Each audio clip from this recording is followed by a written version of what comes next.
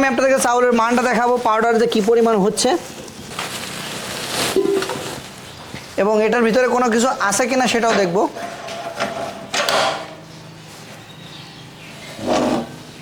Neat and clean, কোনো মাল কিন্তু ভিতরে থাকবে না।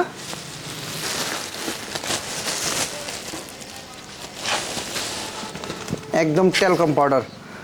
আমি যদি আপনাকে ইয়ে করে দেখাই, একদম টেলকম পাউডার হয়ে গেছে, কোনো প্রকার এখানে সুজি বা দানা কিছুই নাই। যেগুলা গায়ে মাখা পাউডার আমরা ব্যবহার করি ওরকমই কিন্তু মেশিনের পারফরমেন্স হয়েছে।